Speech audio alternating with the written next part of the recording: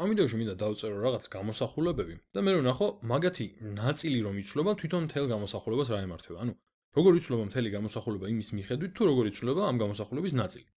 მაგალითისთვის, თქვათ მაქვს 100-ს გამოკლებული x-ი, ესეთი გამოსახულება. და ვიცი რომ x-ი იზრდება. ესეთი რაღაცა მაქვს. ეხლა დაპაუზეთ და მოიფიქრეთ, რა უნდა მოუვიდეს მაშინ მთელ გამოსახულებას. მოდი დავიწყებ მე. თუ x-ი იზრდება, ეს რას ნიშნავს? ეს ნიშნავს, რომ რაც უფრო მაღალი, რაც უფრო დიდია x-ი, მით უფრო მეტი აკლდება 100-ს, ამიტომ მთელი გამოსახულება, მთელი ეს გამოსახულება რაც არის, უნდა მცირდებოდეს. წესით და რიგით. და მოდი ახლა უბრალოდ კი ვიტყვით ამას, ვაჩვენოთ ერთგვარი ცხრილით, პატარა ცხრილი გავაკეთოთ. თქვათ მარცხნივ ყოველთვის გქონდეს x-ი და მარჯვნივ გქონდეს ჩვენი გამოსახულება რაც არის 100-ს მინუს x-ი და შევამოწმოთ სამი მნიშვნელობა. ნელ-ნელა გავზარდოთ x-ი. ნუ ნელ-ნელა არა პრინციპში კარგა მაგრად, მაგრამ მაინც 0, 50 და 100, ანუ ვზრდით x. ესე იგი, ვიცით რომ ამ მიმართულებით რომ მივდივართ, x-ი იზრდება. აი ესე. ეხლა ვნახოთ რა მოსდის ამ გამოსახულებას. როცა x-ი 0-ია, ეს გამოსახულება არის 100-ის ტოლი, იმიტომ რომ 100-ს აკლდება 0. როცა x-ი არის 50, ეს გამოსახულება გამოდის 100-ს მინუს 50, რაც არის 50. ესე რომ შემცირდა. და როცა x-ი არის 100, 100-ს მინუს 100 არის 0. ესე იგი, ვიღებთ რომ როცა ამ მიმართულებით მოვდივარ, ეს მცირდება. ესე იგი, გამოდის რომ რაც უფრო იზრდება x-ი, მით უფრო მცირდება აი ეს გამოსახულება. მოდი ვაკიდოთ სადოთ რამე სხვა. მაგალითად გვაქვს 5 გაყოფილი x-ზე და ამას დამატებული 5. და ახლა ვიცით ამჯერად რომ x-ი მცირდება. ახლა ამ შემთხვევაში რა მოხდება, აბა ეს მოიფიქრეთ.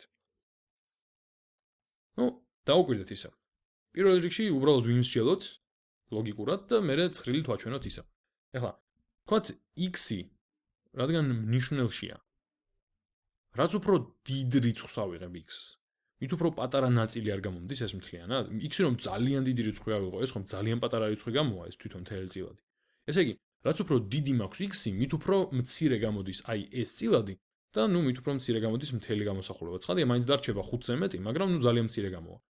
და ნუ თქვა დავუშვათ, მოდი დავუშვათ, ესეთი რაღაცა ვქნათ, რომ x-ი იყოს 0-ზე მეტი და ამ პირობებში ვილაპარაკოთ ამჯერად. რომ x-ი 0-ზე მეტია ყოველთვის, მაგრამ ნუ 0-ს უახლოვდება სამაგიეროდ. 0 ვერ გახდება, იმიტომ რომ 0-ზე გაყოფა განუსაზღვრელია, ხო? ახლა მოდი მაშინ ვნახოთ რა მოუვა x-ს, რაც უფრო ვამცირებთ. წესით და რიგით, რაც უფრო დიდია, მით უფრო მცირე გვაქვს ეს რიცხვი, მაგრამ რაც უფრო ვამცირებთ, მით უფრო უნდა გაიზარდოს, ხო? რაც უფრო მცირე რიცხვზე გავყოფ ამას, მით უფრო დიდი შედეგი უნდა მომწეს. ამიტომ x-ი რომ მცირდება, მთელი აი ეს გამოსახულება წესით და რიგით უნდა იზრდებოდეს. და მოდი გავაკეთოთ ისევ ცხრილი. ესე იგი, მაქვს ასეთი ცხრილი. ამჯერად x-ი და 5 შეფარდებული x-თან პლუს 5. და ნახოთ. მოდი x-ის წერტილები იყოს 100, შემდეგ იყოს 5 და იყოს 1. ეხლა ვნახოთ. როცა 5 გაყოფილი 100-ზე მაქვს, მივიღებ 5 მეასედს, ანუ პასუხი იქნება 5 მთელი და 5 მეასედი. როცა x-ი არის 5, ნახე შემცირდა, ხო? მოდი დავწეროთ, რომ ამ მიმართულებით როცა მოვდივართ, ამ მიმართულებით x-ი მცირდება. ეხლა 5 რომ გახდა x-ი, 5 გაყოფილი 5-ზე 1-ია, პლუს 5 არის 6. და როცა x-ი 1-ია, 5 გაყოფილი 1-ზე არის 5 პლუს 5 არის 10. ესე იგი, გამოდის რომ ჯერ 5.5 მეასედი გქონდა, მერე 6 და მერე 10. ანუ ამ მიმართულებით რომ მოვდივართ, გამოსახულება იზრდება ეს. კარგი, მოდი ერთიც განვიხილოთ ბარემ.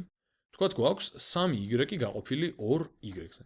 და ვიცით რომ y-ი იზრდება. აქ რა მოხდება? ნუ ეს შეგვიძლია აღვიქვათ როგორც 3 მეორედი გამრავლებული y მე y-ზე. და თავარია y-ი 0 არ იყოს, იმიტომ რომ ამ შემთხვევაში ქვედა ტიპი განუსაზღვრელობას მოიტანს, იმიტომ რომ 0-ზე გაყოფა განუსაზღვრელია.